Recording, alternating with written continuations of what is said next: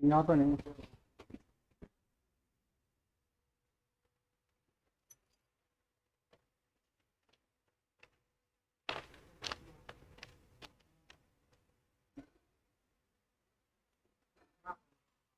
यहाँ कहाँ रखा हुआ है, मार्कर ही नहीं है।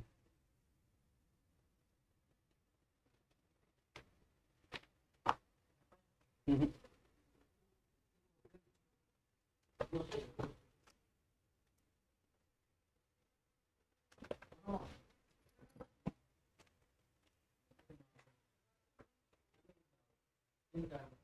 कसम डाल दो। ला।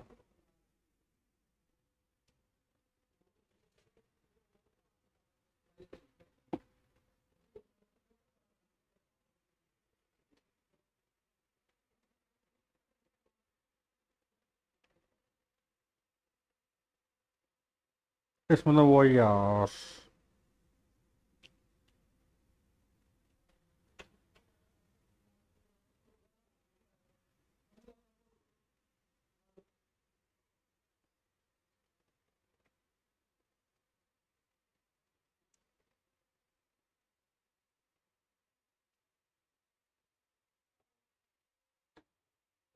लिस्ट में डाल देना।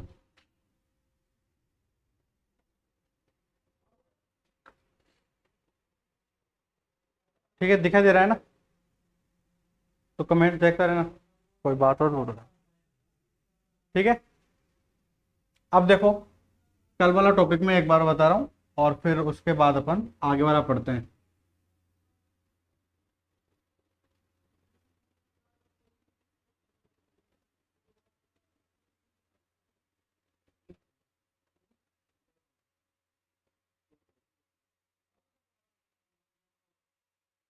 इधर देखो, अब तो इधर देख। ठीक है ना, जीवन की विभिन्न अवस्थाएं।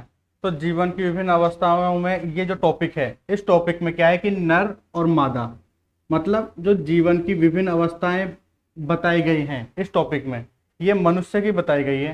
तो मनुष्य में तो आप लोग या तो नर मनुष्य हो सकता है या फिर क्या हो सकती है, मादा मनुष्य।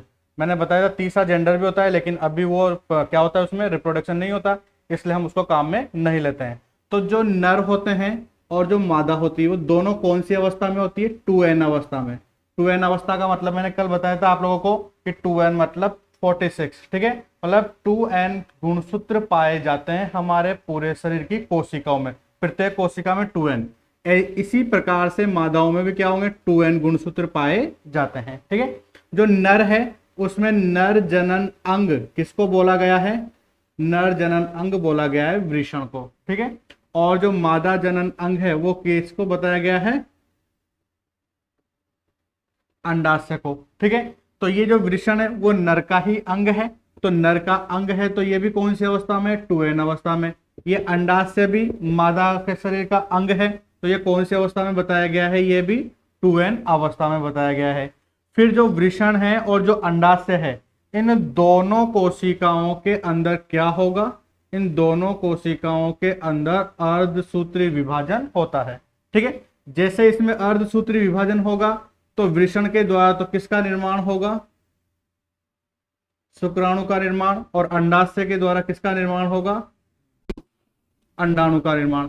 मैंने आप लोगों को बताया था कि अर्धसूत्री विभाजन जब होता है, मतलब जब भी होगा किसी भी कोशिका में, तो यहाँ क्या होगा कि जो 2n कोशिका है उससे गुणसूत्र आधे रह जाएंगे, मतलब आधे का मतलब 2n से n अवस्था में आ जाएंगे। मतलब जो शुक्राणु होता है वो अगुणित कोशिका है, इसी प्रकार से जो अंडाणु है वो भी क्या है, अगुणित कोशिका है। ठीक है, मैंने अर्धसूत्री विभाजन की कल परिभाषा बताई थी और समसूत्री की भी परिभाषा बताई थी। किसी को समझ में नहीं आए तो कमेंट्स कर देना। अब देखो, शुक्राणु और अंडाणु इन दोनों कोशिकाओं का क्या होता है, संलयन होता है। इन दोनों कोशिकाओं का क्या होता है, संलयन। संलयन का मतलब होता है जुड़ना सामान्य भाषा में। ठीक है ना, तो शुक्राणु और अंडाणु का जो संलयन होता है, इस संलयन की क्रिया को हम क्या बोलते हैं, निषेचन कहते हैं। शुक्राणु और अंडाणु के संलयन की क्रिया को क्या बोलते हैं, हम निषेचन कहते हैं। और इस निषेचन की क्रिया के फल स्वरूप जो जीवन की प्रथम कोशिका है, उस प्रथम कोशिका का नाम है युग्मनज। ठीक है, तो ये युग्मनज का निर्माण होता है। तो यहाँ निषेचन में क्या हुआ, एन और एन जुड़े, तो एन और एन जुड़ने से 2n कोशिका का निर्माण हुआ, तो ये 2n कोशिका युग्मनज। ठीक है। और जो ये शुक्राणु और अंडाणु है, इस शुक्राणु को हम क्या बोल सकते हैं, इस शुक्राणु को नर युग्मक, और इस अंडाणु को क्या बोल सकते हैं हम, मादा युग्मक। ठीक है। तो इसको नर युग्मक बोलेंगे और हम इसको मादा युग्मक बोलेंगे। ठीक है। फिर ये दोनों का संलयन हुआ, संलयन की क्रिया को क्या बोला हमने, निषेचन कहा। और निषेचन की क्रिया में क्या होगा, ये एन और ये एन मतलब शुक्राणु अंडाणु जुड़ेंगे और एन जुड़ने से 2n कोशिका वापस बन जाएगी। तो जीवन की जो प्रथम कोशिका बनी उसे हम क्या बोलेंगे, युग्मनज बोलेंगे। फिर इस युग्मनज में कौन सी क्रिया होने वाली है, इस युग्मनज में विदलन की क्रिया होने वाली है। इस विदलन को हम किसके समान मानते हैं, समसूत्री विभाजन के समान मानते हैं। ठीक है। तो जैसे ही इस युग्मनज में विदलन की क्रिया होगी तो सबसे पहले एक कोशिका बनेगी जिसे हम क्या बोलते हैं, मोरूला। मोरूला कितने कोशिका की हो सकती है, 8 से 16 कोशिका की। मोरूला के बाद क्या बनेगा, ब्लास्टूला। ये कितनी कोशिका की हो सकती है, 16 से 32 कोशिका की। ब्लास्टूला के बाद क्या बनेगा, गेस्टूला। ये कितने कोशिका की हो सकती है, 32 से 64 कोशिका की। फिर गेस्टूला के बाद किसका निर्माण हो जाएगा, फिड्स का निर्माण हो जाएगा। और फिड्स के बाद इसमें क्या होती है, प्रसव की क्रिया होती है। और प्रसव की क्रिया के द्वारा किसका निर्माण हो जाता है, शिशु का निर्माण हो जाता है। शिशु क्या हो सकता है, या तो नर हो सकता है, या शिशु क्या हो सकता है, मादा हो सकती है। ठीक है। फिर इसके बाद मैंने एक क्वेश्चन और बताया था जो बोर्ड में आया हुआ था कि युग्मनज से भ्रूण के विकास की क्रिया को, इस फीड्स को हम क्या बोलते हैं, भ्रूण कहते हैं। ठीक है। तो इस युग्मनज से भ्रूण का जो विकास हुआ, इस युग्मनज से भ्रूण के विकास की क्रिया को हम बोलते हैं भ्रूणोद्भव या भ्रूणोद्भवन। दो बात बताई थी मैंने कल। इस युग्मनज से भ्रूण के विकास की क्रिया को क्या बोलते हैं, भ्रूणोद्भव कहते हैं। यदि कोशिकाओं का ही विकास हो, जैसे यहाँ भ्रूण का विकास न हो के कोशिकाओं का ही विकास हो, तो इस क्रिया को हम क्या बोलेंगे, कोशिकोद्भव।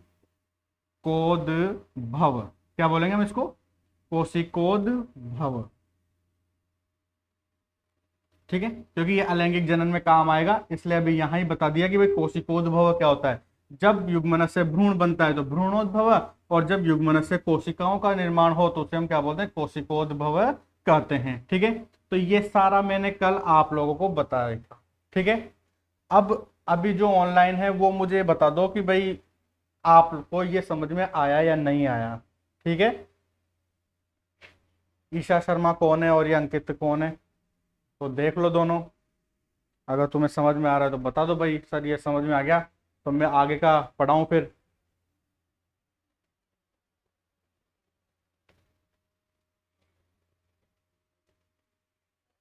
दोनों को कोई प्रॉब्लम नहीं है।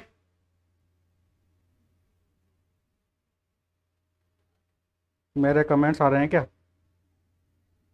ईशा शर्मा आ गया सर, ठीक है। ये कौन है, श्रद्धा शर्मा, हाँ सर आ गया, ठीक है भाई। अंकित जी आ गया तो बढ़िया है। अब मैं आगे का टॉपिक पढ़ा रहा हूँ इसमें। ठीक है। वैसे इसमें मेरी आवाज़ भी आ रही होगी, ठीक है ना। तो इसमें क्या है बेटा, बहुत सारे क्वेश्चन और बीच बीच में आते हैं। जैसे आप लोग को क्या है, दूर बैठे हो तो वो टॉपिक समझ में, मतलब क्या बोल सकते हैं हम, भाई बहुत सारे क्वेश्चन बनते हैं इसमें। जैसे अब मैं क्या बताऊं आप लोगों को, भाई युग्मनज क्या है, ये युग्मक क्या है सर, ये वृषण क्या है सर, अर्धसूत्री विभाजन कैसे होता है, समसूत्री विभाजन कैसे होता है, वो तो अगर आप लोग सामने, ये तो क्या है, मैं बिल्कुल जो टॉपिक चल रहा है ना अपने जैसे अपने सिलेबस में है, तो उस सिलेबस के अकॉर्डिंग बिल्कुल लाइन टू लाइन बता रहा हूँ मैं, भाई ये टॉपिक उसके बाद ये टॉपिक, ऐसे बीच बीच में बहुत सारे क्वेश्चन आते हैं। लेकिन अभी सामने होते तो तुम लोग पूछ सकते थे, अब दूर बैठे हो तो जो मैं पढ़ाऊंगा वही पढ़ना पड़ेगा तुम लोगों को, तो ठीक है ना। इसलिए फिर भी कोई बात हो ना, मन में कोई बात आ जाए सर, कोई सी भी बात, क्योंकि मुझे लगता नहीं कि 11th में आप लोगों ने क्या पढ़ा है क्या नहीं पढ़ा, मुझे पता भी नहीं, ठीक है ना। और लॉकडाउन की वजह से सबको पता है कि भाई 11th में बच्चों ने नहीं पढ़ा होगा, फिर भी छोटी से छोटी बात ही पूछो ना, जैसे मोरुलाई क्या है, तो ऐसे शर्माना नहीं है कि सर क्या, यूँ सोचेंगे भाई हमें 11th में कुछ भी नहीं आता या कुछ आया नहीं, या ब्लास्टुला क्या है, कोशिका क्या है, कोशिका भी पूछ सकते हो, छोटी छोटी बात भी पूछ सकते हो, भाई ये एन क्या है, ये 2n क्या है, कुछ भी पूछ, तुम तो यही पूछ सकते हो सर ये मादा ही क्या है या ये नर ही क्या है, जो मर्जी पड़े वो पूछ सकते हो, ठीक है ना। अब आगे का टॉपिक बता रहा हूं मैं इसमें, ये तो बात हो गया। बेटा नोट्स बिल्कुल ऐसे ही लिखने हैं। नोट्स जैसे जैसे मैं लिखा रहा हूं ना, जैसे मैंने क्लास में शुरू की क्लास में इंट्रोडक्शन लिखाया था, फिर उसके बाद ये चार्ट बनाया था, फिर इसके नीचे कल मैंने 3 लाइनें और लिखाई थी, भ्रूणोद्भव किसे कहते हैं, निषेचन की परिभाषा क्या थी। तो बिल्कुल डिट्टो के डिट्टो ऐसे कॉपी करना है आप लोगों को। मैं बोर्ड पे हर वो चीज लिखाऊंगा जो आप लोगों को नोट करना है, ठीक है ना। कोई फालतू की बात नहीं लिखा रहने वाला, ठीक है ना। जैसे नोट्स में होते हैं ना, वैसा का वैसा बोर्ड पे छपेगा आप लोगों के यहाँ पर, और आप लोगों को रोक रोक के देख लेना है कि भाई ये वाला उतारना है। जैसे अभी मैंने पूरा ही बनाया ना, सेम ऐसा का ऐसा ही बनाना है। न तो आपको अपने मन से जोड़ना है और न ही इसमें कुछ एक्स्ट्रा करना है, ठीक है ना। तो बिल्कुल ऐसा का ऐसा। अब अगला टॉपिक जो इसके बाद आएगा वो भी मैं पूरा बोर्ड पे लिखूंगा, ठीक है ना। और जहां मुझे आवश्यकता होगी कि भाई बहुत ज्यादा, जहां मुझे आवश्यकता होगी कि भाई बहुत ज्यादा ही है, तो फिर मैं बता दूंगा क्या है, पीडीएफ। हाँ हाँ, पीडीएफ भी है मेरे पास, ये लिखा हुआ है पूरा। तो पीडीएफ तो मैं जैसे नोट्स है ना, तो उससे या तो नोट्स को भिजवा देंगे, तो ये भी सही रहेगा। पीडीएफ का तुम डायरेक्ट उतार लोगे, ठीक है, पीडीएफ सेंड कर देंगे।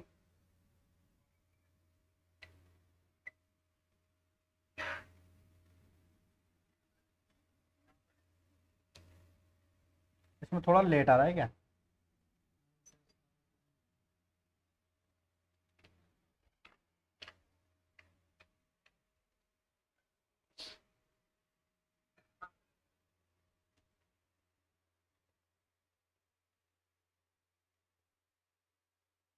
अब अगला टॉपिक है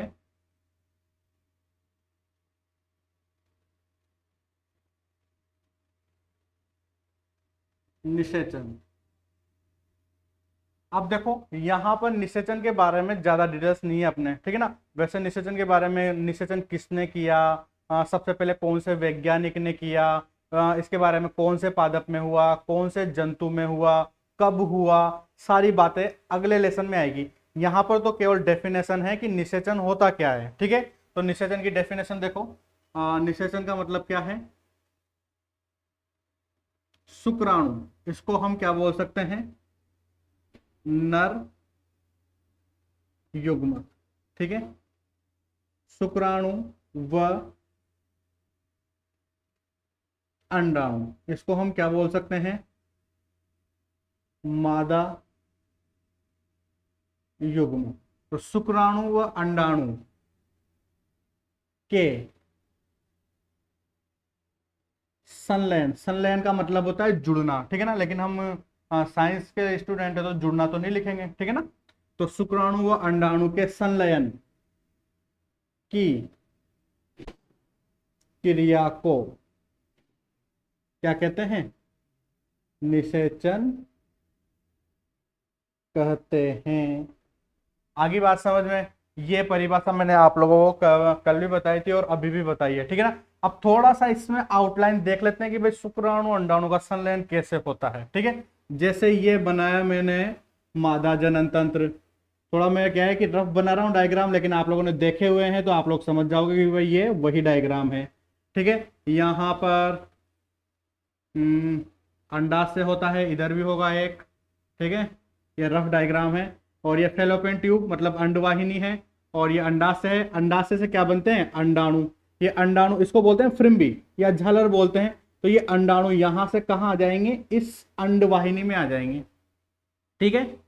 तो इस अंडवाहिनी के 3 स्थान होते हैं, ध्यान से सुनना। देखो आप लोगों को ये पता होगा, अभी मैं पूछू ना तो आप लोग शायद गलत आंसर दे सकते हैं। ये निषेचन की क्रिया कहाँ होती है, देखिए कौन कौन ऑनलाइन ने बताना मेरे को, निषेचन की क्रिया कहाँ होती है।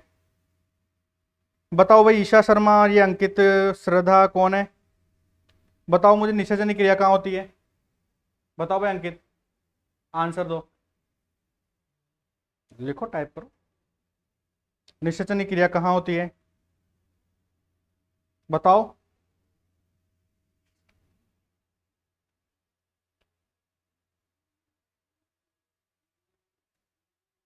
मेरी आवाज आ रही है क्या,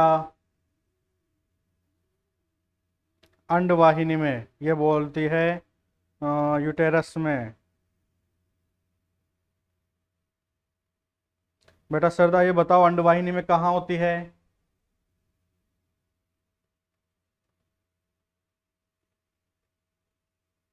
अंडवाहिनी में होती है तो बताओ अंडवाहिनी में कहाँ होती है? ये गर्भाशय से तो आंसर गलत है ईशा।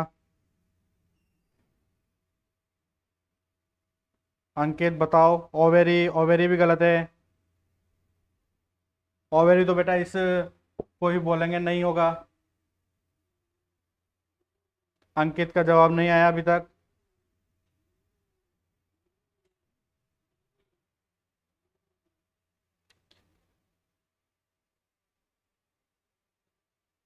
यार, आता ही नहीं तेरा टाइप। चलो ठीक है, मैं बताता हूं। देखो, ये तो है अंडाशय। अंडाशय से अंडाणु निकलकर ये पूरा भाग है अंडवाहिनी का। ये तो क्या है, मैं आप लोगों को तीसरे लेसन में अच्छे डिटेल से बता दूंगा, लेकिन भाई पता है मुझे कि भाई निषेचन की क्रिया सब या तो ये ऐसे बोलते हैं कि गर्भाशय में होती है, इस ओवेरी में होती है, अंडवाहिनी में होती है, बच्चे ऐसे गलत गलत आंसर देते हैं। ठीक है ना? वैसे ये श्रद्धा ने से बताया अंडवाहिनी, लेकिन अब आप लोग 12th के स्टूडेंट हो तो ये भी पता होना चाहिए कि अंडवाहिनी में भी कहाँ होता है। ठीक है ना? तो अब देखो, इस अंडवाहिनी के 3 भाग है। एक तो इसको बोलते हैं फ्रिम्बी, और यहां तक के भाग को बोलते हैं स्थमस, स्थमस, और यहां तक के भाग को बोलते हैं एम्पुला। साफ लिखता हूं थोड़ा, ये एम्पुला। ठीक है ना? तो जब अंडाशय से निकलकर अंड सॉरी इस अंडाशय से अंडाणु निकलकर कहां आएगा? इस स्थमस व एम्पुला के संधि तल पर। ठीक है ना? संधि तल का मतलब इन दोनों का जो जॉइंट भाग होगा ना, वहां आएगा। फिर यहां से मैथुन की क्रिया होगी, और मैथुन की क्रिया के द्वारा शुक्राणुओं को मादा के जनन पथ में त्यागा जाएगा। त्यागने के बाद एक नहीं त्यागते, करोड़ों की संख्या में त्यागते हैं, लेकिन अपन को एक की आवश्यकता है तो एक ही बता रहा हूं मैं। तो यहां पर क्या होगा कि करोड़ों की संख्या में शुक्राणुओं को मैथुन की क्रिया के द्वारा जनन पथ में त्यागा जाता है। यहां से ये गति करते हुए, क्योंकि इनमें इनकी पूंछ में माइटोकॉन्ड्रिया होता है, माइटोकॉन्ड्रिया से इनको ऊर्जा मिलती है, तो ये ऊर्जा प्राप्त करके गति करते हुए कहां पहुंच जाएंगे? गति करते हुए ये यहां आ जाएंगे। ये यहां आ गए, ये यहां आ गए। ठीक है? यहां आने के बाद इसका ये एन और ये इसका एन, एन और एन मिलकर 2n कोशिका का निर्माण कर लेते हैं। ये पूंछ बाहर की बाहर ही रह जाती है। ठीक है? तो ये एन और 2n कहां मिले हैं? इस स्थमस व एम्पुला के संधि तल पर मिले हैं। ठीक है? तो अब ध्यान से सुनो कि जो निषेचन की क्रिया होती है, वो निषेचन क्रिया सामान्य बच्चे जो होंगे वो तो ऐसा आंसर देंगे कि भाई अंडवाहिनी में, और जो जिसको याद नहीं होगा वो बोल देंगे गर्भाशय में, ओवेरी में, ऐसे आंसर देंगे। तो जो थोड़ा बहुत याद होगा वो बोलेंगे कि भाई अंडवाहिनी में, लेकिन जिसने अच्छा पढ़ा होगा वो बोलेगा कि अंडवाहिनी के स्थमस व एम्पुला के संधि तल पर निषेचन की क्रिया होती है। ठीक है ना? तो निषेचन की क्रिया अब आप लोगों को पता चल गया होगा कि कहां होती है, स्थमस व एम्पुला के संधि तल पर। हम डेफिनेशन पे आते हैं वापस। शुक्राणु व अंडाणु के संलयन, मतलब यहां पर देखो ये तो शुक्राणु था और ये रहा अंडाणु, तो शुक्राणु और अंडाणु दोनों जुड़ गए और जुड़कर एक पूरी कोशिका बन गई। इस पूरी कोशिका का नाम क्या हो गया? युग्मनज हो गया। ठीक है ना? तो ये युग्मनज बना लिया। ये युग्मनज कहां बनता है? ये युग्मनज यहां बनेगा एम्पुला व स्थमस के संधि तल पर। फिर ये 6 दिन तक यहीं घूमता रहेगा, और 6 दिन तक ये घूमने के बाद कहां आ जाएगा? इस वाले भाग में आ जाएगा। इस वाले भाग का नाम क्या होता है? गर्भाशय होता है। तो गर्भाशय में आ जाएगा 6 दिन बाद, बाद में बताएंगे। तो गर्भाशय में 6 दिन बाद आ जाएगा और ये मोरुला का निर्माण कर लेगा। एक ठोस गेंद समान संरचना होती है 8 से 16 कोशिका की। 8 कोशिका की मानो आप लोग, तो 8 कोशिका की एक ठोस गोल समान संरचना होती है जिसे मोरुला कहते हैं। फालतू की बात है, अभी इस पर ध्यान नहीं देना। हमें तो क्या देना है? निषेचन। तो शुक्राणु व अंडाणु के संलयन की क्रिया को क्या बोलते हैं? निषेचन कहते हैं। ये बात आगे समझ में, डायग्राम से भी अच्छे से आगे होगी। अब देखो, निषेचन की जो क्रिया होती है, जो निषेचन है, ये निषेचन 2 प्रकार का होता है। निषेचन के प्रकार, ठीक है? निषेचन कितने प्रकार का होगा? 2 प्रकार का। नंबर 1 हो गया बाह्य निषेचन, नंबर 2 हो गया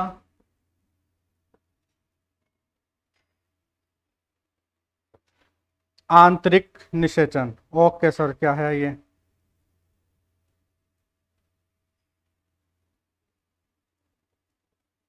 नंबर 2 हो गया आंतरिक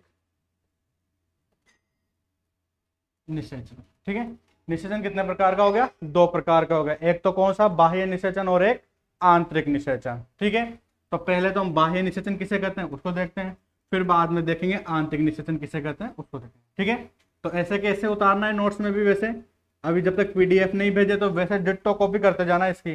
ठीक है, और पीडीएफ आ जाए तो उसको उतार लेना, कोई बात है ही नहीं।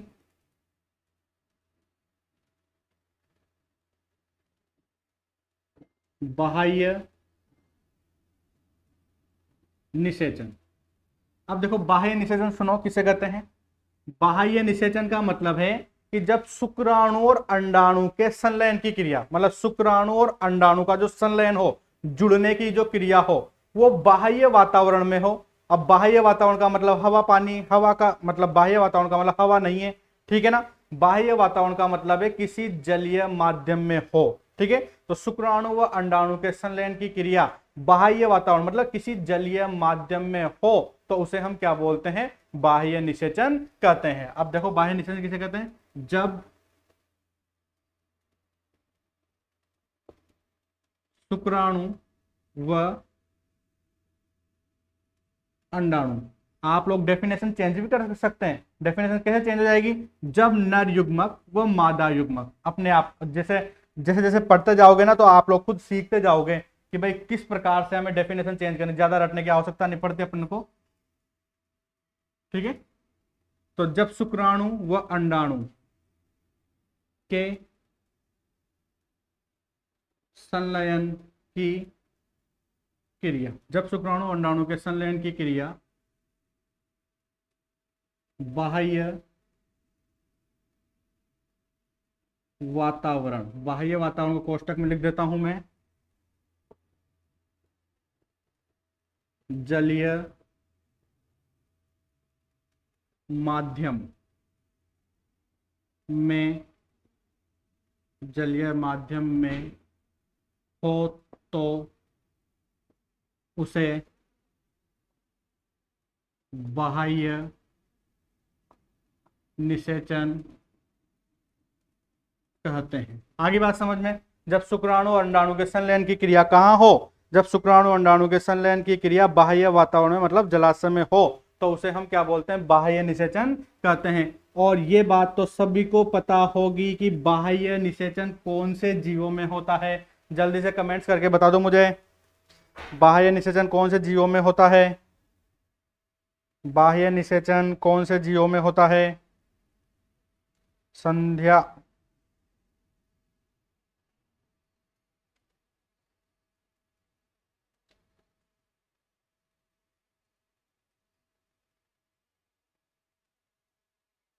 बताओ भाई। आवाज मेरी साफ नहीं आ रही क्या?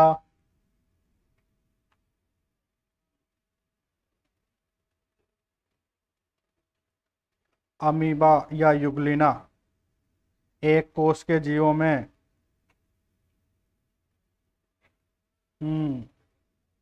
चलो बढ़िया है, थोड़ा थोड़ा दिमाग तो लगा रहे हो।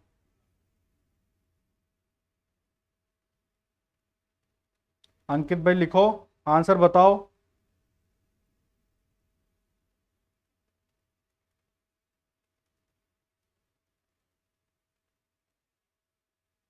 जलीय जीवों में, वेरी गुड। अब देखो बेटा, आप लोगों ने बताया कि अमीबा, युगलिना, ठीक है, और एक ने एक कोष के जीव बताया। अब देखो आप लोग ये देखो कि जलीय माध्यम में, जबकि अमीबा और युगलिना में तो अलैंगिक जनन होता है बेटा। ठीक है ना, अलैंगिक जनन का मतलब होता है कि ये अमीबा है, इसको अमीबा का कोई सा भी चित्र बना सकते हैं हम। ये अमीबा बना दिया मैंने। अब आप लोग सोचोगे भाई गोली क्यों बनाया? आप लोगों ने पढ़ा होगा 11वीं में अमीबा की संरचना, जो आकार होता है वो अनिश्चित होता है। मर्जी पड़े जैसे बना सकते हैं, यूं भी बना सकता हूं मैं, कैसा भी बना सकता हूँ। ठीक है ना, ऐसे कुछ भी कैसे बना सकते हो। ठीक है ना, तो ये अमीबा है। अमीबा को तो 2 भागों में काट देंगे। युगलिना आप लोगों ने ऐसा देखा होगा, देखा होगा तो पता नहीं, देखा भी नहीं, दिखा अभी तक तो।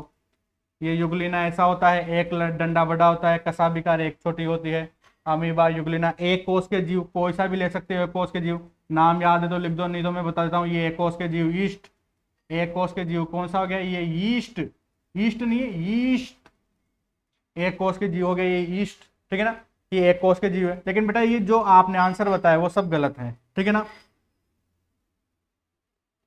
थोड़ा क्या है, पढ़ना स्टार्ट करो। मैंने साफ साफ लिखा है जलीय माध्यम में। अब जलीय माध्यम में कौन रहते होंगे, जलीय जीव रहते होंगे। और जलीय जीव तो आप लोगों ने बचपन से पढ़ रखा है। कौन होता है जलीय जीव, मछली होती है, सुना है ना, मछली जल की रानी है, बचपन में सुना होगा ना। तो फिर तो जलीय जीवों में तो मुख्य रूप से शुक्राणु अंडाणु। अब क्या करती है, जो मछलियां होती है वो अपने शुक्राणुओं और अंडाणुओं को जल में त्याग देती है, ठीक है। करोड़ों की संख्या में, लाखों की संख्या में शुक्राणु अंडाणु को क्या करेंगे, जल में त्याग देंगी। अब जितने शुक्राणु जितने अंडाणु से मिलेंगे उतने ही नए युग्मनज बन जाएंगे और उतने ही नए जीवों का निर्माण हो जाएगा। मेरी बातों को ध्यान से सुनते रहना, ठीक है ना, क्योंकि अभी बाह्य निषेचन और आंतरिक निषेचन में अंतर आएगा, तो ये अंतर में काम आएंगे सारे वर्ड। मैंने बोला कि जलीय जीवों में बाह्य निषेचन होता है, इधर से मछली में होता है। मैंने बोला कि लाखों की संख्या में बनते हैं, सारे वर्ड वहां काम आएंगे, तो थोड़े ध्यान से सुनते जाना। आगे बात समझे, बाह्य निषेचन की, जब शुक्राणु अंडाणु के संलयन की क्रिया कहाँ हो, जलीय माध्यम में हो, उसे हम क्या बोलते हैं, बाह्य निषेचन कहते हैं। एग्जाम्पल मछली लिख देना, और मछली नहीं लिखना चाहो तो सीधा सीधा, अगर जैसे याद नहीं हो ना तो थोड़ा दिमाग को काम में लिया करो, डायरेक्ट लिख दो जलीय जीवों में। अब थोड़ा एग्जामिनर भी कंफ्यूज हो जाएगा, भाई आंसर तो सही दिया है बच्चे ने जलीय जीवों में, अब कौन सा, या तो बच्चा सारा ही जानता है, ठीक है ना, तो ऐसे लिख दिया करो। जब याद नहीं हो ना तो थोड़ा दिमाग को काम में लिया करो। भाई जलीय माध्यम में होगा तो जलीय जीवों में होगा, तो ये लिख दिया अपन ने। दूसरी परिभाषा, बाह्य निषेचन के बाद दूसरी परिभाषा लिखेंगे हम आंतरिक निषेचन, ठीक है। अब आंतरिक निषेचन किसे कहते हैं, आंतरिक निषेचन का मतलब है कि जब शुक्राणु व अंडाणु के संलयन की क्रिया, ध्यान से सुनो, जब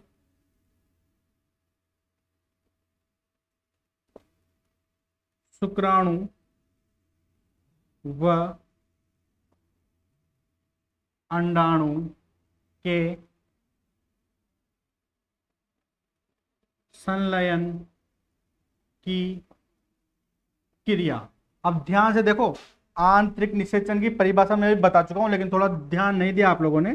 शुक्राणु व अंडाणु के संलयन की क्रिया कहां होती है, मादा प्राणी के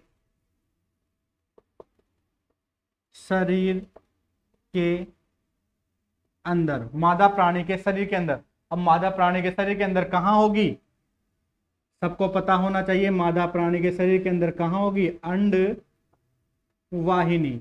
और आप लोग तब तो स्मार्ट बच्चे बनने वाले हो, तो अंड वाहिनी में भी कहां होती है, स्थमस व एम्पुला के संधि तल पर। आगे ना बात समझ में। तो जब शुक्राणु व अंडाणु के संलयन की क्रिया मादा प्राणी के शरीर के अंदर अंड वाहिनी में हो तो उसे हम क्या बोलेंगे, हम उसे बोलेंगे आंतरिक निषेचन कहते हैं, ठीक है। अब देखिए इसका एग्जाम्पल कौन स्टूडेंट सबसे पहले बताएगा, जो भी ऑनलाइन है बताओ, तीनों में से जो भी है।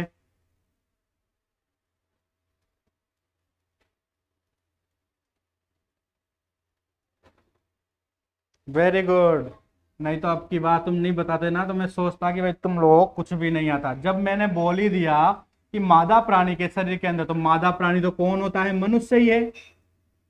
वेरी गुड, मनुष्य। या फिर ये ईशा ने अच्छा जवाब दिया, किसी को कुछ भी नहीं आए तो डायरेक्ट कॉमन आंसर दे देना चाहिए, मनुष्य या जंतुओं में।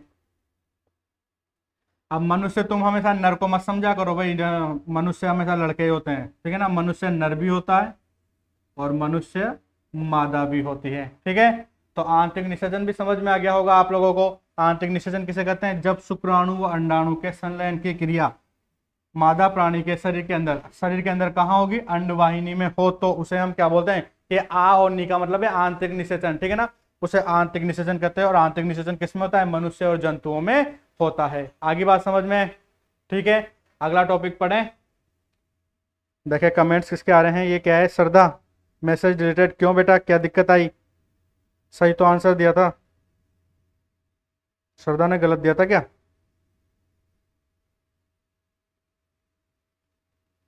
ठीक है, आगे बढ़ते हैं।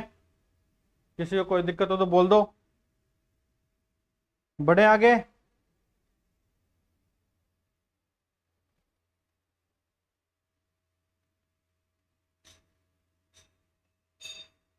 हाँ ना का जवाब ही नहीं आता, सोते रहते हैं पता नहीं क्या। Yes sir.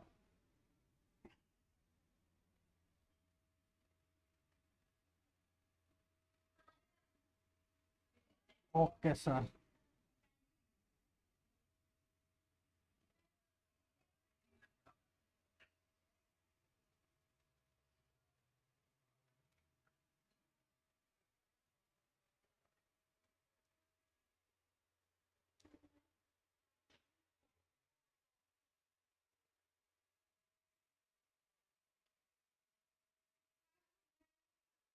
अब देखो ये जो टॉपिक पढ़ा है ना हमने, बाह्य निषेचन व आंतरिक निषेचन, ठीक है, दरवाजा लगा दे।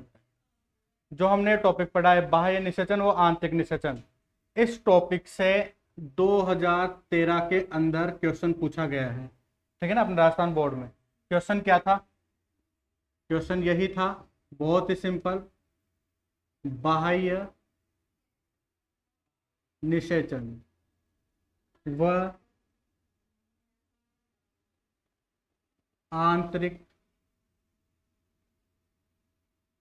निषेचन में अंतर बताइए। 2013 में कॉमन क्वेश्चन पूछा गया था, बाह्य निषेचन व आंतरिक निषेचन में अंतर बताइए। तो आप लोगों को एक तरफ तो लिख लेना है बाह्य निषेचन और एक तरफ लिख लेना है आंतरिक निषेचन, ठीक है। अब अंतर में बताया जा रहा हूं, अभी सामने होते तो मैं पूछता आप लोगों से, भाई आप लोगों ने क्या पढ़ा और क्या नहीं पढ़ा, सब पता चल जाता सामने बैठे रहते तो। अब तो मुझे बताना पड़ेगा भाई सारे के सारे, ठीक है, मैं बता देता हूँ, कोई दिक्कत नहीं है, अपना काम ही यही है बताने का। पहला, बाह्य निषेचन, इसमें क्या है? पहला अंतर क्या है? युग्मकों का संलयन। युग्मकों का संलयन कहाँ होता है? बोलो। बाह्य वातावरण में। युग्मकों का संलयन कहाँ होगा? बाह्य वातावरण में, ठीक है। और यहां पर आंतरिक निषेचन में कहाँ होगा? युग्मकों का संलयन मादा प्राणी के शरीर के अंदर, ठीक है। वहां घर बैठे बैठे सोचते रहा करो कि भाई कौन सा आंसर देना है कौन सा नहीं देना है, ठीक है। पहला हो गया। दूसरा, मादा प्राणी के शरीर के अंदर होगा, ठीक है। दूसरा अंतर, ये जो बाह्य निषेचन है वो कौन से जीवों में होता है? अब तो बता सकते हो, जलीय जीवों में, ठीक है। किसमें पाया जाएगा? ये जलीय जीवों में। और ये कौन से जीवों में होगा? स्थलीय जीवों में, ठीक है, स्थलीय जीवों में। आंतरिक निषेचन क्रिया तो स्थलीय जीवों में, क्योंकि अपन स्थल पे रहते हैं तो स्थलीय जीवों में। और जो मछली वगैरह होते हैं वो कहाँ रहते हैं? जल में रहती है, तो जलीय जीवों में, ठीक है। तीसरा अंतर, बाह्य निषेचन, या इसमें लिख देते हैं, इसमें उत्पन्न जीवों की संख्या, इसमें उत्पन्न जीवों की संख्या बहुत अधिक होती है। सबको पता है कि जलीय जीवों में क्या होगा कि करोड़ों की संख्या में शुक्राणु त्यागे जाएंगे जल में, और वहां पर करोड़ों की संख्या में अंडाणु होते हैं। तो जितने शुक्राणु जितने अंडाणु से संलयन करेंगे उतने ही नए जीवों का निर्माण हो जाएगा। ठीक है, अब मुझे ये बताओ कि यहाँ तो बहुत सारे जीव उत्पन्न हो रहे हैं। अब मुझे आप लोग जो भी अभी ऑनलाइन देख रहे हैं मुझे ये बताओ कि यहाँ पर कितने जीव बनेंगे, बताओ। मैं देख रहा हूं, देख कौन कहां से दे रहा है, बताओ, लगभग बताओ, जल्दी जल्दी बताओ, देखे आंसर दे दिया करो भाई जल्दी।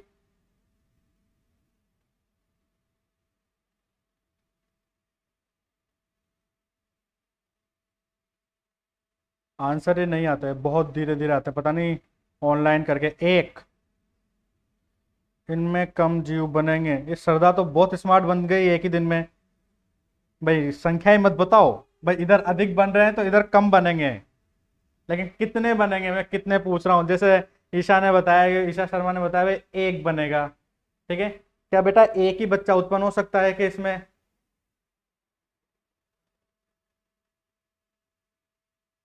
ये कौन है भाई? श्रद्धा शर्मा। दो भी हो सकते हैं, दो ही हो सकते हैं कि भाई ईशा?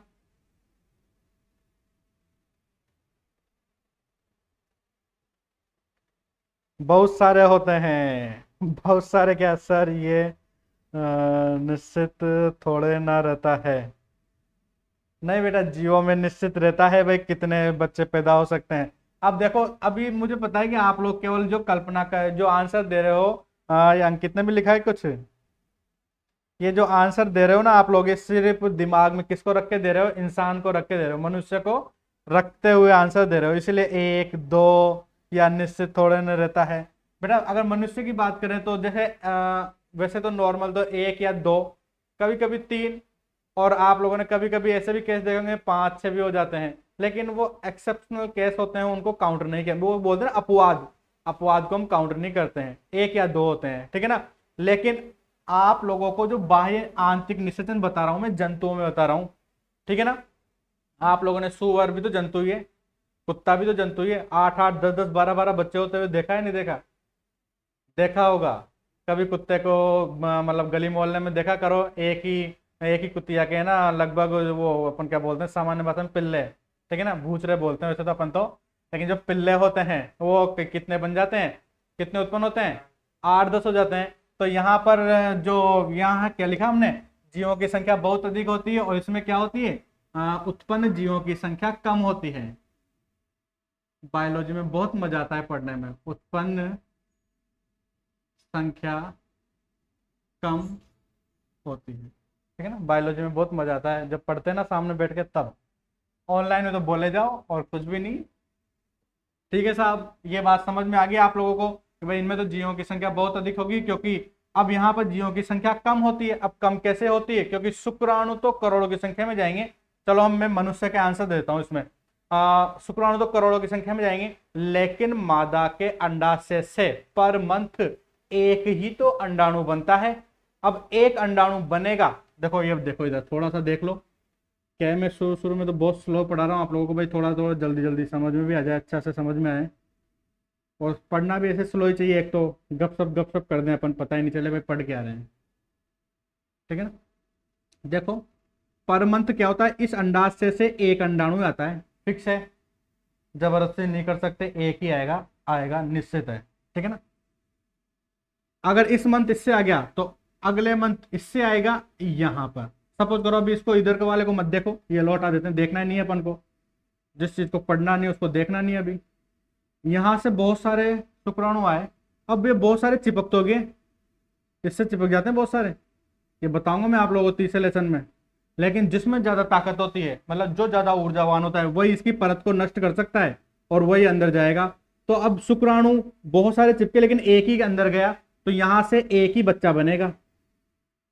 ठीक है, लेकिन कभी कभी आप लोगों ने देखा होगा कि दो दो बच्चे बन जाते हैं, दो दो बच्चे बन जाते हैं। वो दो बच्चे कब उत्पन्न होते हैं? कभी कभार, हमेशा तो होता ही नहीं, सबको पता है। कभी कभार एक महीने में इससे आता है और एक महीने में अंडाणु इससे आता है। तो कभी कभार क्या होता है कि इस अंडाशय से भी अंडाणु एक ही मंथ में साथ साथ आ जाते हैं।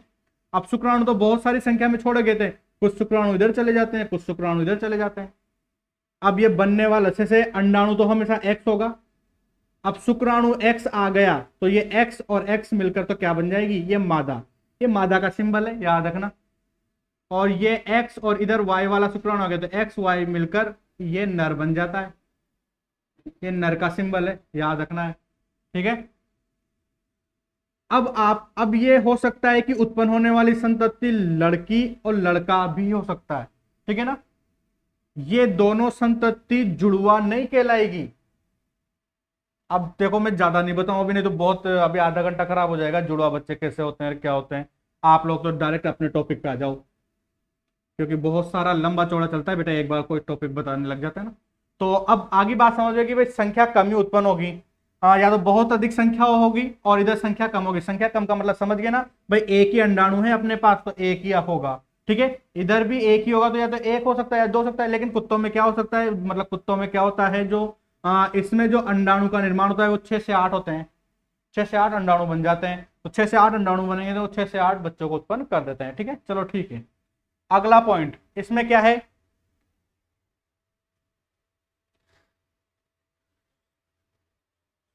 अब देखो बाह्य निषेचन में क्या होगा, जो निषेचन से उत्पन्न संतति होती है, निषेचन से उत्पन्न संतति असुरक्षित होती है, ठीक है। कोई सा भी कीट भक्षी हो सकता है, वो क्या कर सकता है, इनको खा सकता है। आप लोगों को पता है कि जलाशय में जैसे शुक्राणु अंडाणु का संलयन हुआ, शुक्राणु अंडाणु का संलयन हुआ तो युग्मनज बना, उस छोटे से युग्मनज को कोई सा भी कीट भक्षी आके खा सकता है, कोई सुरक्षा नहीं होती है। लेकिन क्या यहां ऐसा हो सकता है कि भाई मादा के शरीर में शुक्राणु अंडाणु का संलयन हुआ और एक युग्मनज बना और वहां आके कोई खा जाएगा कि उसको, हो ही नहीं सकता कोई खा जाए, क्योंकि वो तो हमारे गर्भाशय में है, हमारे सॉरी मादा के गर्भाशय में होता है, ठीक है। तो यहां पर इस गर्भाशय में बनेगा तो यहां पर तो क्या है, निषेचन में उत्पन्न संतति असुरक्षित रहती है, यहां पर निषेचन से उत्पन्न संतति क्या रहती है, डायरेक्ट लिख देता हूं मैं, सुरक्षित रहती है, इसकी अपेक्षा अधिक सुरक्षित रहती है। ये तीसरा पॉइंट हो गया कंप्लीट, चौथा पॉइंट भी कंप्लीट हो गया। पांचवा पॉइंट,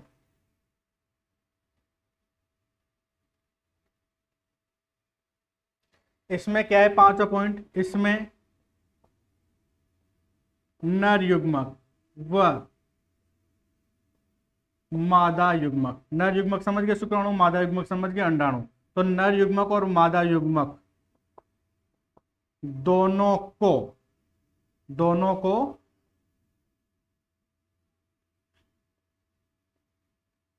जलीय माध्यम में छोड़ा जाता है। और शुक्राणु और अंडाणु दोनों को कहां छोड़ा जाएगा, जलीय माध्यम में छोड़ा जाएगा। जबकि यहां पर क्या होगा, केवल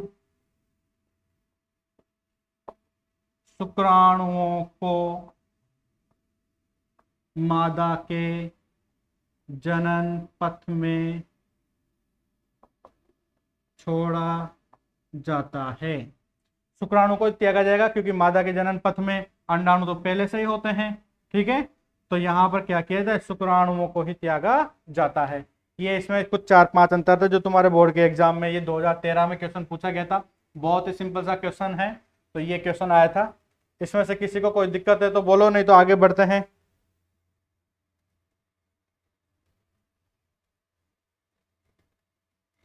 किसी को दिक्कत है क्या, यस या नो बोल दो।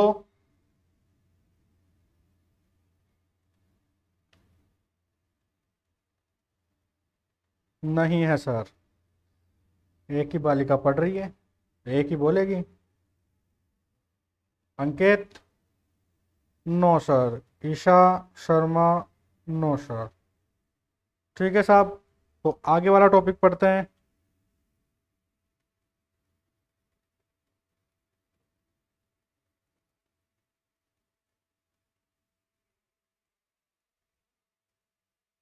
तुम इसको रोक रोक के ना उतार सकते हो, मैं बिल्कुल वैसे के वैसे लिख रहा हूँ जैसे नोट्स में लिखने होते हैं।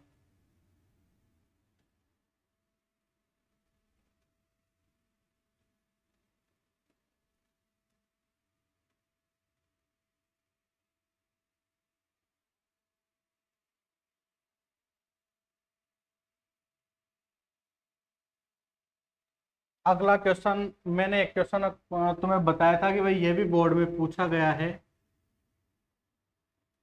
भ्रूणोद्भव। तो इसकी डेफिनेशन लिख लेते हैं, नहीं लिखी हो तो देख लेना अभी। भ्रूणोद्भव किसे कहते हैं? वैसे अब आप लोगों को याद ही हो गया होगा ये तो। किसे बोलते हैं?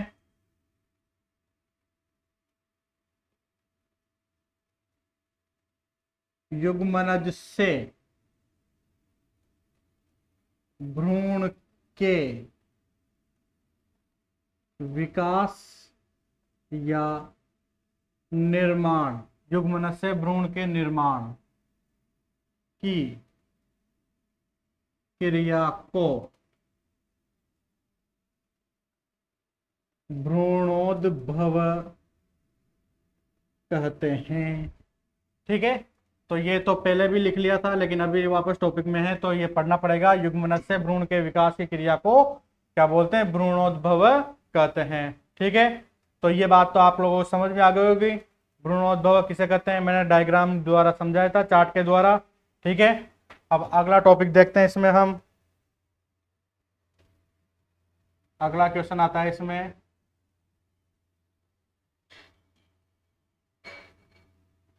जीवों के लिए जनन क्यों आवश्यक है? थोड़ा मैं आप लोगों से बता दूं, कोई वीडियो देख रहा हो तो ध्यान सुनो बेटा। एक अपने यहाँ बूंदी में एक पैटर्न ये चलता है कि पहले क्या करते हैं कि जब लेसन पढ़ाते हैं, कुछ टीचर क्या करते हैं यहाँ पर, पहले लेसन पढ़ाते हैं ना, तो लेसन पढ़ाने से पहले कुछ क्वेश्चन बता देते हैं बच्चों को। भाई 1 2 3 10 15 क्वेश्चन लिखा देते हैं हर लेसन के आगे। ठीक है ना, मैं ऐसा नहीं करता। क्यों नहीं करता? थोड़ा मेरी सोच है तो सुन लो उसको। मैं इसलिए नहीं करता क्योंकि जब पहले ही हम लेसन के आगे ही क्वेश्चन लिखा देते हैं ना बच्चों को, फिर बच्चों का माइंड क्या होता है, पूरे लेसन पे नहीं जाता है। बच्चा क्या सोचता है कि भाई यही इंपॉर्टेंट क्वेश्चन है इस लेसन में, तो सर ने लिखा दिए जो इंपॉर्टेंट है। सर लिखा दे वो इंपॉर्टेंट नहीं होता है, सर पढ़ा दे वो इंपॉर्टेंट होता है। ठीक है, अब सर ने ये 5 क्वेश्चन बता दिए अच्छे से शुरू में, और ये 5 क्वेश्चन में से बोर्ड में नहीं आया, तो जरूरी थोड़ी कि जो 5 क्वेश्चन लिखा है उनमें से आ जाए, या 10 लिखा दे उनमें से आ जाए। तो पूरा चैप्टर पढ़ते हैं, और जहां जहां चैप्टर में बीच बीच में क्वेश्चन बनते जाते हैं मैं वहां वहां बताता जाता हूं। ठीक है ना, तो जो आगे लिखा देते हैं शुरू में ही, उसमें मेरा मानना होता है थोड़ा गलत होता है, क्योंकि बच्चे का माइंड कहाँ सेट हो जाता है, बिल्कुल क्वेश्चनों पे होता है। क्योंकि बच्चा टीचर की बात मानता है, भाई ये क्वेश्चन सर ने लिखाए हैं तो यही इंपॉर्टेंट होंगे शायद, तो इन क्वेश्चनों को वो ध्यान देता है, फिर चैप्टर पे ध्यान नहीं देता। तो आप लोगों के साथ ऐसा हो तो ऐसा मत करना। आप लोगों को तो बीच बीच में जैसे जैसे टॉपिक पढ़ाते जाते हैं, टॉपिक के साथ साथ क्वेश्चन आते जाते हैं, तो मैं लिखा ही देता हूँ। ठीक है, और नहीं होगा तो फिर लास्ट में मैं एक दिन क्वेश्चन सोल्व कराता हूँ, भाई ये क्वेश्चन आपकी बुक में है या फिर एक्स्ट्रा क्वेश्चन है। तो एक सिंपल सा क्वेश्चन आप लोगों के सामने आया है, जीवों के लिए जनन क्यों आवश्यक है। सामने होते तो पूछता अच्छे से, लेकिन अब आप लोग इसका लंबा चौड़ा आंसर भी नहीं दे सकते, क्योंकि डेफिनेशन के रूप में आएगा और आप लोगों की टाइप करने की क्षमता इतनी है नहीं। जीवों के लिए जनन क्यों आवश्यक है, थोड़ा सोचो, दिमाग में लो आंसर, इसको क्या बता सकते हो आप लोग।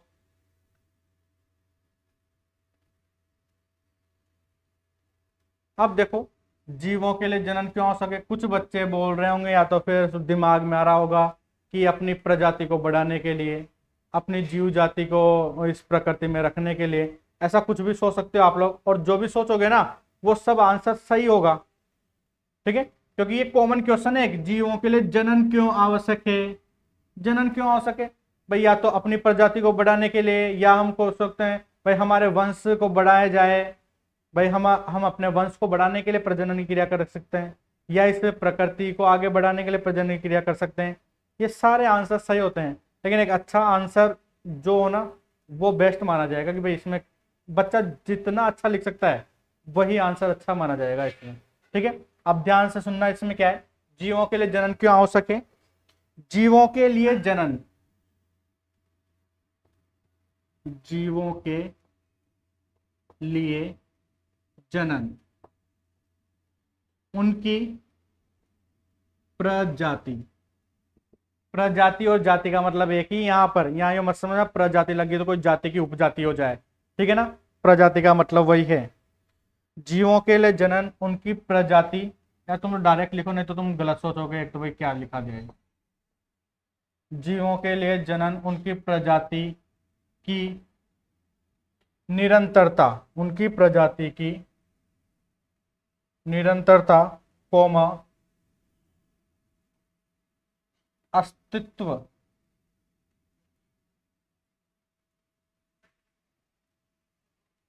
जीवों के लिए जनन उनकी प्रजाति की निरंतरता, कोमा अस्तित्व, कोमा विभिन्नता, कोमा विभिन्नता एवं आनुवांशिकी, आनुवांशिक संगठन, आनुवांशिक संगठन की वंशागति के लिए, जीवों के लिए जनन की प्रजाति की निरंतरता, अस्तित्व, विभिन्नता एवं आनुवांशिक संगठन की वंशागति के लिए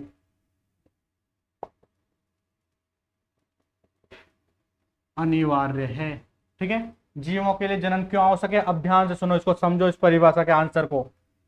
अब जीवों के लिए जनन क्यों आवश्यक है, तो जीवों के लिए जनन उनकी जाति की निरंतरता, मतलब जैसे मैं एक जीव हूं और मैं प्रजनन क्यों करना चाहता हूं या प्रजनन क्यों किया जाता है, ठीक है, तो ये क्या है, मेरी प्रजाति की निरंतरता बनी रहे, जैसे मेरे दादाजी, फिर उसके बाद मेरे पिताजी, फिर उसके बाद मैं, उसके बाद मेरी संतति, फिर उसके बाद आगे उनकी संतति चलती रहे, निरंतरता चलती रहे, ठीक है ना, तो हमारी प्रजाति समाप्त नहीं होगी। तो जीवों की प्रजाति की निरंतरता के लिए, उनके अस्तित्व के लिए, मतलब हमारी प्रजाति का अस्तित्व इस प्रकृति में बना रहे, इसलिए जीव क्या करते हैं, जनन करते हैं, निरंतरता के लिए, अस्तित्व के लिए जनन करते हैं। अगला पॉइंट देखो, इसमें विभिन्नताएं आती रहे, अगर जीव प्रजनन की क्रिया नहीं करेगा तो उनमें क्या होगा, विभिन्नताएं नहीं आएगी, और विभिन्नता नहीं आएगी तो वहां पर ही उस प्रजाति, वो प्रजाति वहां पर ही क्या हो जाएगी, समाप्त हो जाएगी। जैसे सपोज करो हमारे जो पूर्वज हैं, जैसे आप लोगों ने सुना होगा कि हमारे पूर्वज बंदर है, उससे भी पूर्वज सुना होगा कि हमारे पूर्वज गोरिल्ला हैं, उससे भी पूर्वज सुना होगा कि हमारे पूर्वज ड्रायोपिथिकस हैं, उससे भी पूर्वज सुना होगा हमारे पूर्वज रामापिथिकस हैं। बहुत सारे पूर्वज हैं, मैं सारे पूर्वज बताऊंगा आप लोगों को, 8 से 10 पूर्वज हैं हमारे, ठीक है ना। तो अगर ये लोग प्रजनन की क्रिया नहीं करते तो उनमें क्या होती, विभिन्नताएं नहीं आती, और विभिन्नता नहीं आती तो वो प्रजाति वहीं समाप्त हो जाती, और वो प्रजाति वहां समाप्त हो जाती तो आज हम उत्पन्न नहीं होते, हम नहीं बनते, ठीक है ना। तो प्रजनन, जनन क्यों किया जाता है, जीवों में विभिन्नता उत्पन्न करने के लिए किया जाता है, जनन किया जाता है। दूसरा, आनुवांशिक संगठन की वंशागति के लिए, आनुवांशिक संगठन, जैसे लक्षण मेरे में है वैसे लक्षण या वैसे के वैसे ही जीन मेरी संतति में होंगे, ठीक है। आप लोगों को पता होगा या नहीं पता है तो मैं बताता हूं, आप लोगों ने कभी ऐसा सुना होगा किसी बच्चे के लिए कि यार इसकी शक्ल तो इसके पापा से मिलती है, इसकी शक्ल इसकी मम्मी से मिलती है, या इसकी शक्ल इसके दादा दादी से, इसकी शक्ल इसके नाना नानी से, ऐसा सुना होगा आप लोगों ने, इसकी शक्ल भाई बहन से, ऐसा कुछ सुना होगा आप लोगों ने। तो वो क्यों सुना होता है, क्योंकि उसमें क्या होता है, आनुवांशिक संगठन। आनुवांशिक संगठन का मतलब होता है हमारे जो जीन होते हैं, हमारे जो जीन होते हैं, तो जीन क्या होते हैं, जीन प्रजनन की क्रिया के द्वारा या जनन की क्रिया के द्वारा एक पीढ़ी से दूसरी पीढ़ी में वंशागत हो जाते हैं, मतलब एक पीढ़ी से दूसरी पीढ़ी में चले जाते हैं। तो यहां पर क्या होगा, जनन क्यों हो सके, आनुवांशिक संगठन, आनुवांशिक संगठन का मतलब क्या होगा, जीन की वंशागति के लिए, ठीक है। तो जो जीन है वो जीन एक पीढ़ी से दूसरी पीढ़ी में चले जाएं, इसलिए क्या होता है, जनन आवश्यक होता है। ये सबसे बेस्ट आंसर है, ठीक है ना। आप लोग अगर यूं ही बोलते ना प्रजाति की निरंतरता के लिए, अस्तित्व के लिए, कुछ भी बोल देते ना, मेरे हिसाब से सब आंसर सही होता, क्योंकि सब आंसर गलत तो है ही नहीं, आपने बताया सही है, लेकिन एक अच्छा आंसर देता हूं, हमारे लिए भी एग्जामिनर अच्छे नंबर देने की सोचता है, ठीक है। तो जीवों के लिए जनन क्यों आवश्यक है, बात समझ में आ गई होगी। जीवों के लिए जनन उनकी प्रजाति या जाति की निरंतरता, अस्तित्व, विभिन्नता एवं आनुवांशिक संगठन की वंशागति के लिए अनिवार्य है, ठीक है। जीन हटा देता हूं, परिभाषा में नहीं आएगा, समझाने के लिए था। आगे समझ में, बताओ आ गया हो तो।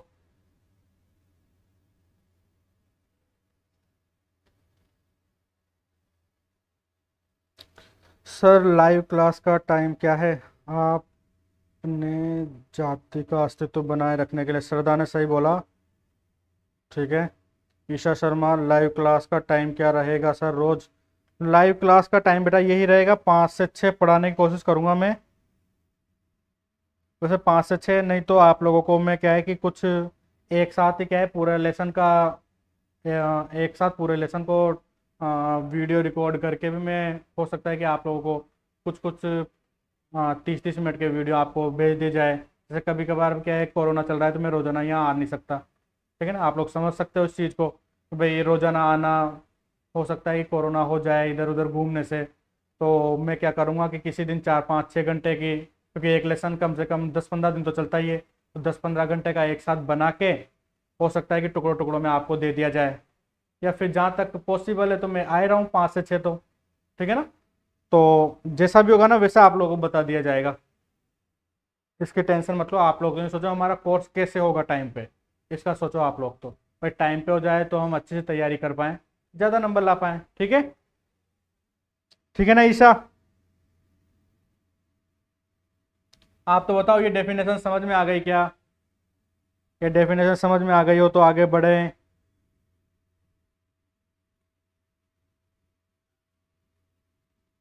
सरदास, ठीक है भाई, हाँ।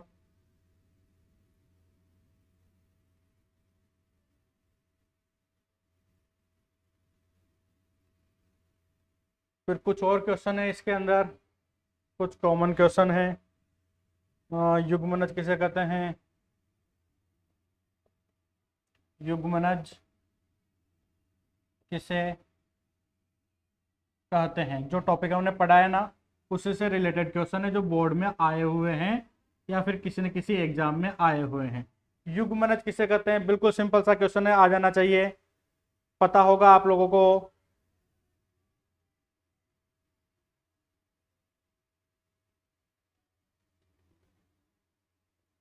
पता है ना, नर युग्मक व मादा युग्मक, डायरेक्ट बोल सकते हैं शुक्राणु वर्णाणु, नर युग्मक व मादा युग्मक निषेचन कर जिस संरचना का निर्माण करते हैं, जिस संरचना का निर्माण करते हैं उसे हम क्या बोलते हैं? उसे युग्मनज कहते हैं। और यह जीवन की प्रथम कोशिका होती है। आगे बात समझ में? भाई युग्मनज किसे कहते हैं सबको पता होगा, आप लोग जो पढ़ रहे हैं या जिन्होंने पढ़ लिया ना ये लेसन, उसको तो बिना सोचे समझे आंसर आ जाना चाहिए था कि नर युग्मक और मादा युग्मक निषेचन कर जिस संरचना का निर्माण करते हैं। बताया था मैंने आप लोगों को चार्ट में, ठीक है, वहां बताया था नर युग्मक मादा युग्मक का संलयन होगा, निषेचन होगा, निषेचन से जो संरचना बनेगी उसे हम क्या बोलते हैं? युग्मनज कहते हैं। ऐसा आप लोगों ने पढ़ा हुआ था। अगला क्वेश्चन देखते हैं इसमें।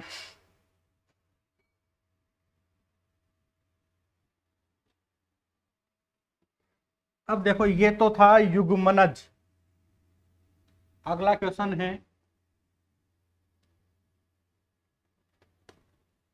युग्मक जनन किसे कहते हैं? अब यहां पर युग्मक है और यहां युग्मनज था, ठीक है ना, तो युग्मक जनन किसे कहते हैं? आप लोगों को आंसर आ रहा होगा, दिमाग में थोड़ा सोचो आप लोग।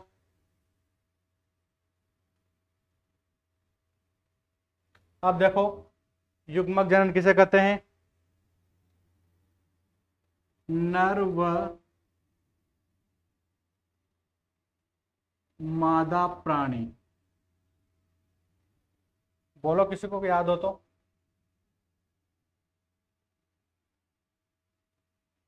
अंकित बोल बेटा, देख क्या है तुझे याद? नर व मादा प्राणी की जनन कोशिका में अर्धसूत्री, अर्धसूत्री विभाजन द्वारा बनी कोशिका को युग्मक जनन कहते हैं। अब दो थोड़ा सोचा करो दिमाग में, आप लोगों को टॉपिक पढ़ा दिया गया है युग्मक जनन। युग्मक का मतलब क्या होता है? शुक्राणु, या क्या होता है? अंडाणु।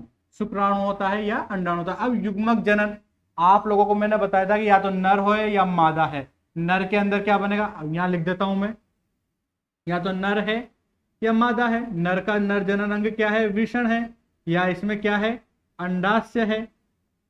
ठीक है, ये कौन सी अवस्था में? 2n अवस्था में, ये भी 2n अवस्था में। दोनों कोशिका में क्या होगा? अर्धसूत्री विभाजन होगा। और वृषण के द्वारा किसका निर्माण होगा? शुक्राणु का, और इसके द्वारा अंडाणु का निर्माण होता है। ठीक है, तो जो शुक्राणु है वो क्या है? नर युग्मक, और जो अंडाणु है वो क्या है? मादा युग्मक। तो हमें तो क्या पूछा गया है क्वेश्चन में?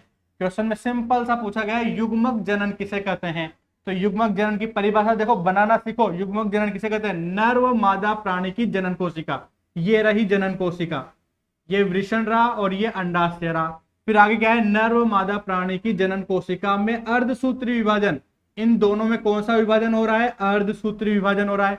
अर्धसूत्री विभाजन द्वारा बनी कोशिका को, अर्धसूत्री विभाजन हुआ और द्वारा बनी कोशिका, यही तो बनी है। बनी कोशिका को हम क्या बोलते हैं? युग्मक जनन कहते हैं। आगे बात समझ में यहां तक?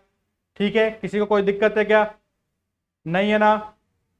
आज की क्लास यहीं समाप्त करते हैं। ठीक है, थोड़ा सा अगर किसी को दिक्कत हो तो एक बार और देख लेना, और नहीं देखो तो मुझे कमेंट्स कर दो फटाफट 1 मिनट में, सर हमें ये दिक्कत है, तो मैं आप लोगों को समझाऊं। नहीं तो मैं आज की क्लास यहीं स्टॉप करने वाला हूं। ठीक है, बोलो भाई, जल्दी बता दो। निखिलेश शर्मा, हाँ सर। नीलाक्षी, अंकित, नहीं है, नहीं है। ठीक है साहब, नहीं है तो बहुत बढ़िया बात है। आप लोगों को कोई दिक्कत हो तो घर पे बैठे बैठे हो, रिकॉर्डेड क्लास है, ये भी लाइव भी है, रिकॉर्ड भी आपको मिल जाएगी। 1 बार देखो, 2 बार देखो, 5 बार देखो, आपकी इच्छा है। नहीं समझ में आए तो बार बार देख लेना, 2-3 बार देखोगे, वैसे याद ही हो जाएगा मेरे हिसाब से, क्योंकि मैं पढ़ाता है बहुत धीरे धीरे हूँ, क्योंकि मुझे ज़्यादा स्पीड से पढ़ाना आता ही नहीं है, बहुत धीरे धीरे है। तो धीरे धीरे अगर आप लोग लाइव बैठते ना तो हो सकता है यहीं याद हो जाए, हो सकता है आप लोग घर पे ही याद हो गया हो। ठीक है ना? वैसे इसको 1 बार और लिखोगे ना वैसे कैसा ही, तो आप लोगों को याद भी हो जाएगा। ठीक है, और 1-2 बार अपन टेस्ट ले लेंगे तो रटने में आ ही जाएगा। ठीक है, आज की क्लास यहीं रोक रहे हैं। Bye bye.